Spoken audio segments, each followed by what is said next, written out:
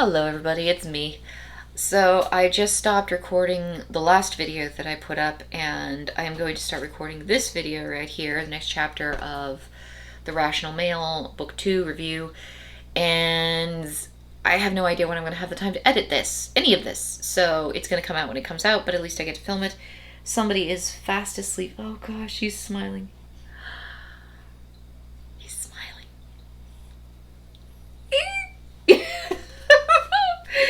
He has the most beautiful smiles. Like, baby smiles are precious, and he's getting right up to that age where occasionally, every once in a while, I think they're starting to become intentional. Like, babies don't come out of the womb smiling. They come out and they're these little tiny grublets, and they're really, really sleepy, and so they just curl up into a little cocoon, and they sleep in your arms, and you hold them.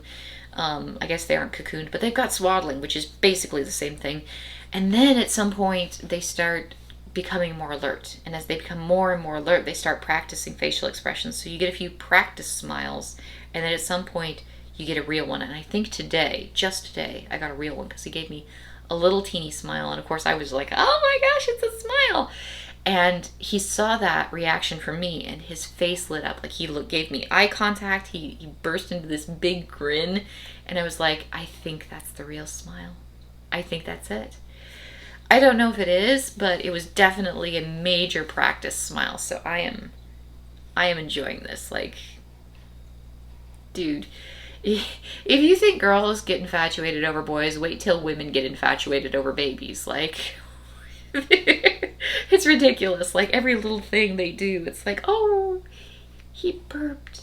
He made a little teeny baby burp. It's so precious. This chapter is chapter 9. It is vulnerability. From the comfort of the internet and polite company, women will consider the sounds right appeal of male vulnerability with regard to what they're supposed to be attracted to, but on an instinctual subconscious level, women make a connection with the weakness and submission that vulnerability represents. Every once in a while I get annoyed with Rollo Tomasi because of his, women versus men kind of attitude. It's like, well, women do this and women do that, and the feminine imperative. The sisterhood of Alice drives me absolutely insane. It's like, we're not all sisters, trust me. I got booted out of the sisterhood when I was in elementary school. They never let me back into the club, and I never wanted to be back in the club. But, all of that aside, what he said here, I totally agree with. I think it is very easy for women to have a public idea of what they want in a man. I want a man who's caring and sensitive and listens to me talk about my feelings. I want a man who buys me flowers and chocolates and takes me out to movies.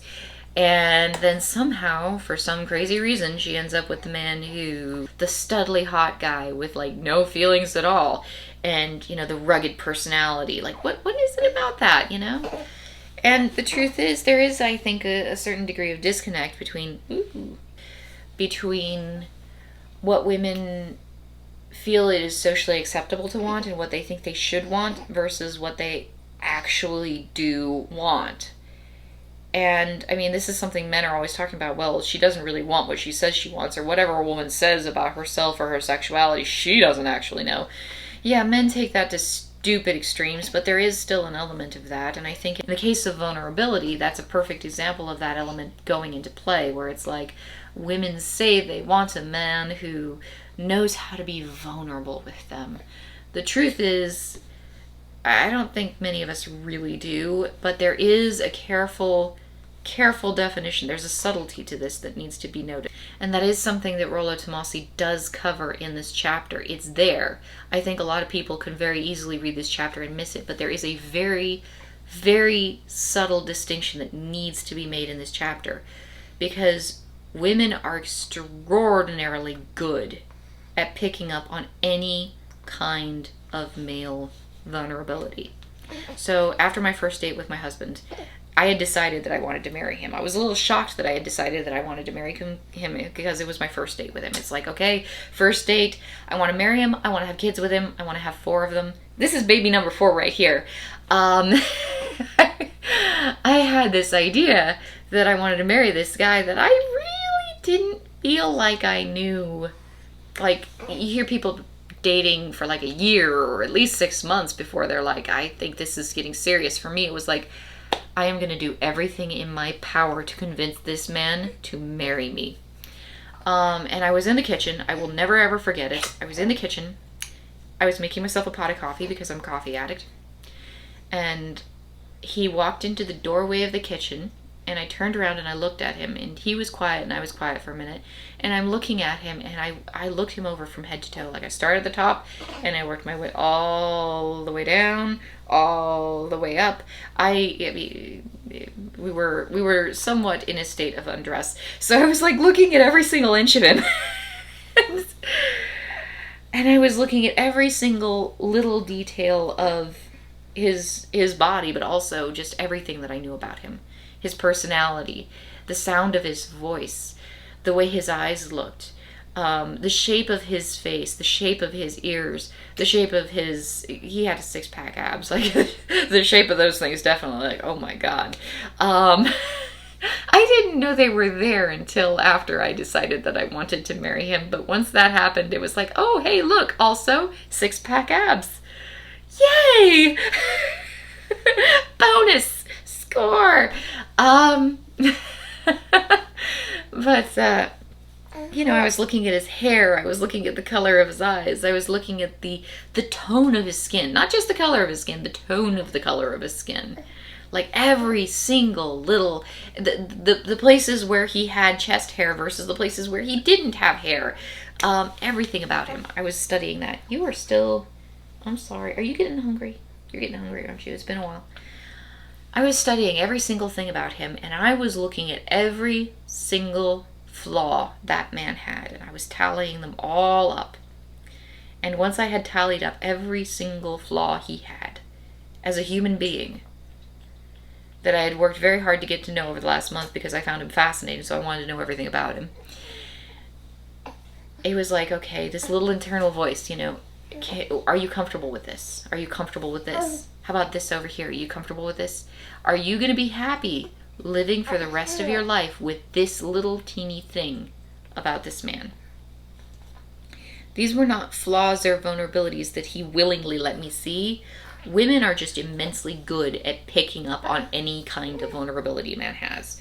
So I honestly think the simplest way to describe this as a woman to men, when you display vulnerabilities to a woman to try and be open and be vulnerable and be sharing with her, we already know.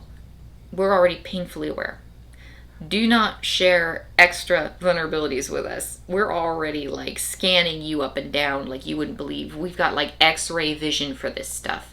It is wired into a woman, is hardwired into a woman to notice every single flaw in a man, which is a little bit intimidating for men. I'm sorry, I wouldn't necessarily want somebody scanning me that carefully, but then again, people scan me in other ways. Like, humans are remarkably social creatures, and we pick up on a remarkably large amount of information just watching each other move around and interact throughout our day. So there's a lot of personal stuff that's being observed by people around you that you kind of wish they wouldn't necessarily observe. But humans are remarkably social creatures, so it happens. And the extent to which it happens, we don't fully understand. We don't fully know. We understand that there's a lot of it that's very subconscious. And we understand that some of it has to do with things that we can't even begin to be aware of, like smell. You can smell things about another person. You can smell whether or not that person is a good match for you on a genetic level. That's just scary. So yeah, women, we pick up on a lot. And we are hardwired to notice vulnerability. So do not feel the need to be all vulnerable with us, because we are already very aware. Like cold calculating, weighing you up, measuring you out aware. It's like, oh, he's got this one little teeny flaw. We know about it. We know. A quick note here I want to make is the fact that many men have found incredible success by playing their vulnerabilities off as strengths.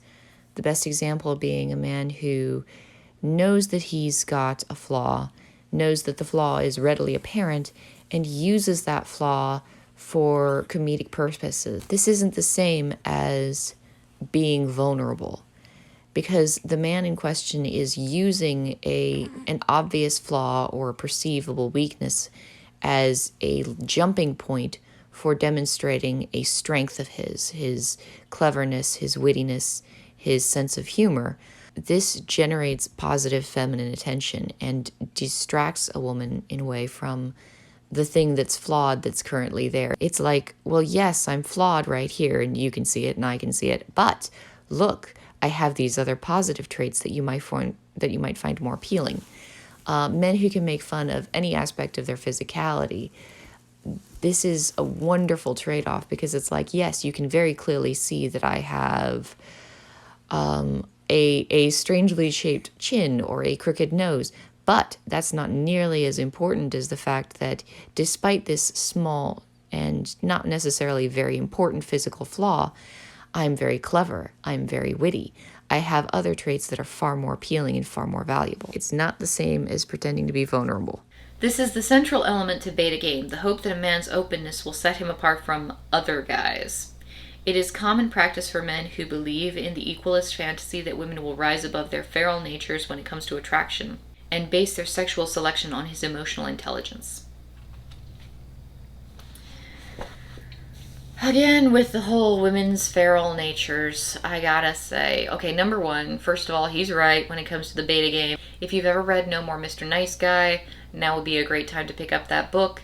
If you feel like you do any of these beta things on a natural level, instead of just reading this book, even though you should read this book, also take the time to read No More Mr. Nice Guy, because while women's behavior can be quite toxic in relationships, sometimes there are things that men do, and I'm not trying to victim blame, but I am saying if you have, as a man, unhealthy relationship habits, it can place you in a situation where you are more vulnerable to negative outcomes in relationships with women.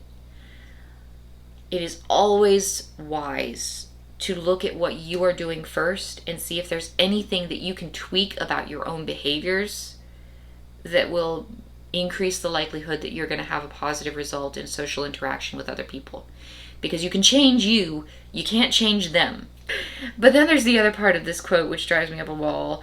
Women's feral natures. It's like, oh, come on, Tomasi. Seriously, women's feral nature? Yeah, women have a feral nature. Female sexuality is very feral. But I want you to get a guy, like a healthy, functional, normal guy, or even a crew of healthy, functional, normal guys, and I want you to show them a 300-pound model or a 400-pound model and say, okay, what percentage of you is currently turned on by this? She can't be wearing makeup, and she can't be wearing anything to hide everything that's going on.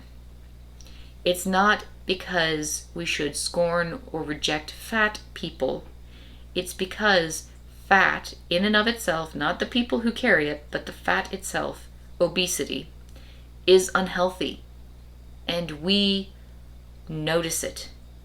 We are aware that it is unhealthy. And men in particular, because the act of reproduction is so heavily physically involved in women, men are particularly geared to notice things that will endanger the process of procreation in a woman.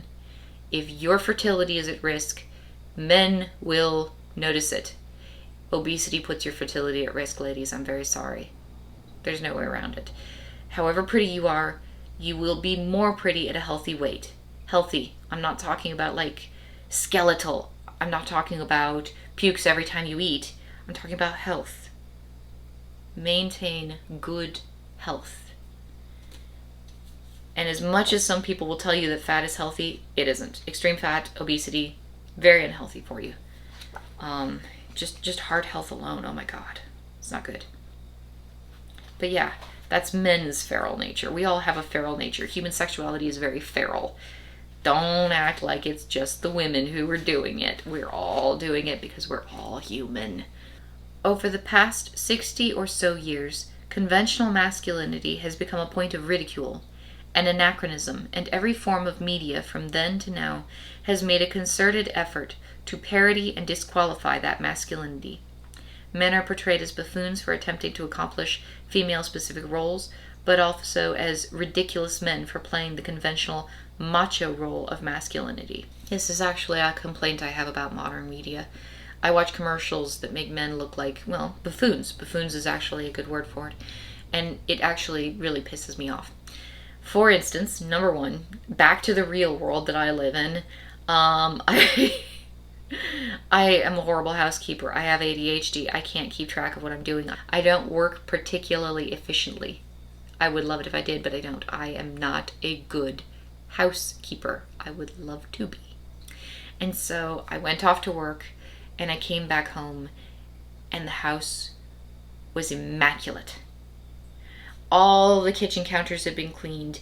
There was a vase of flowers sitting on the counter.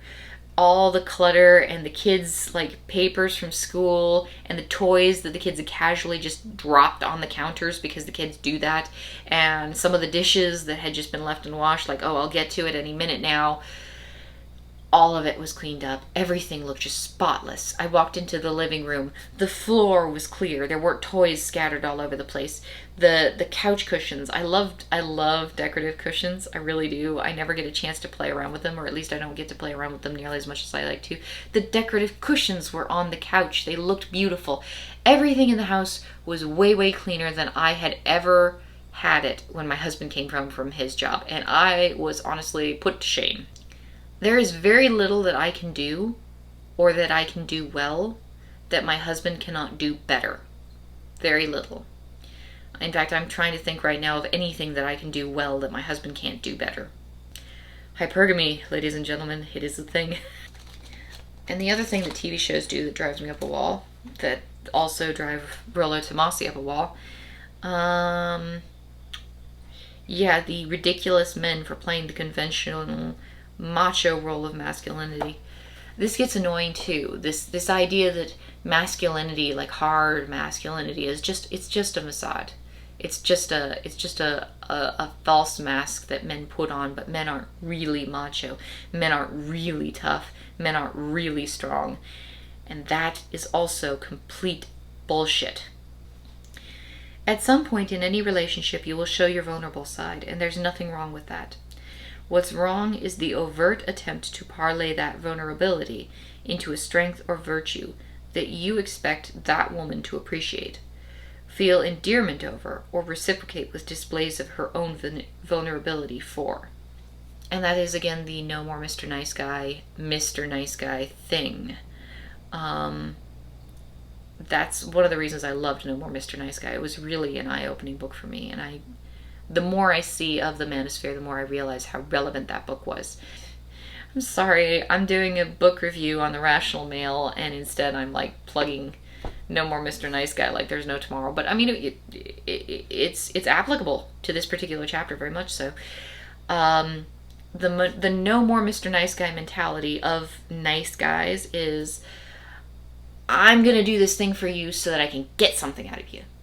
Everything that I do outwardly with people on a social level, I'm trying to get something back. It's this idea that all social interactions, and most obviously and glaringly romantic social interactions, all interactions are reciprocal. If I give to you, you must give back to me. You must. I'm not going to tell you that you need to give back to me. I'm going to assume that you know, and therefore you're going to. And I see so many men in the Manosphere who fall into that trap. Human beings are free entities. We give freely. And whatever we get, well, that is the fragile fabric of social interactions among humans. Because you're interacting with entities who are free to move about and act as they choose, free agents, there is no guarantee they're gonna be nice to you. There are no promises. And part of the beauty of the world is the fact that when you act nicely with people, every once in a while, one of them will choose to act nicely with you as well. And that is a miraculous and valuable thing, because there's nobody forcing them to do that. And we have an entire vast society that covers continents. You know, we have an entire planet full of human beings who have formed societies based on social bonds of free agents, free-willed individuals who are walking around, bumping into each other and interacting with each other socially, and choosing of their own free will to behave in a benevolent manner toward one another. It's amazing. But the idea that a lot of nice guy mentalities kind of generate is tit for tat. There's always something reciprocal here. So every single time I'm nice to somebody, they owe me a favor. Doesn't work like that. It never works. Because the moment you start to impose your will on another person's will, they, being a free agent, are going to run away screaming, because it's like, oh no, I'm an individual with my own free will. I don't necessarily want you telling me how to act, how to interact, what to do. I don't want to be told that I owe you something for something that you never discussed with me. Like, if I enter into a contract with you, that's one thing, but I have to sign that contract and I have to know what's on it. And if you don't give me that benefit, you're being manipulative, and I don't want to be manipulated. Because I'm a free agent. I have my own free will. I make my own choices. Why on earth would I want you telling me what to do? So yes, this is an example of the Mr. Nice Guy mentality, where a guy, and I mean, women do this too, but right now we're talking about men. A guy goes to a woman and he displays some kind of vulnerability to her in this effort to kind of make her feel endearment toward him and make her go, oh, he's so attractive. Oh, he shared this moment with me, so I have to share something back with him. Women aren't going to fall for that. Women, despite what so many men in the manosphere want to think, are not universally stupid. We frequently realize when someone is trying to manipulate us. Some of us are young, some of us are naive, some of us simply have led really horrible lives where people were abusive to us all throughout our childhood, and we've grown up with these abusive, unhealthy kinds of relationships, so we don't pick up on the red flags. But most women are gonna realize, you, sir, you're only showing me that little vulnerable moment of yours that's actually probably a big vulnerable moment, because we're hyper alert to all your other vulnerabilities as well. So now we're like looking at you as like, oh my god, this guy is just crawling with vulnerability. You're only showing me that because you want something from me. You're trying to manipulate me. I don't like that. I don't like you. I'm gonna leave now. That's it for this chapter, honestly. That's all the notes I had. I did take more notes, and I've been trying to work on going through all of my notes after taking them and weeding out anything but the juiciest, most interesting ones, because I take a lot of notes and I realize these videos are getting terribly long. This one's pretty long already. Yep, it is time for me to call it a night. I've made one video already, and now I've made this video, and oh, he's asleep again. I probably need to get some sleep too. I'm working tomorrow and I'm gonna be tired. I hope you all have a good night. I'll try to get this edited and out to you guys hopefully sooner rather than later, and I'll talk to you guys whenever I have the opportunity to make another video.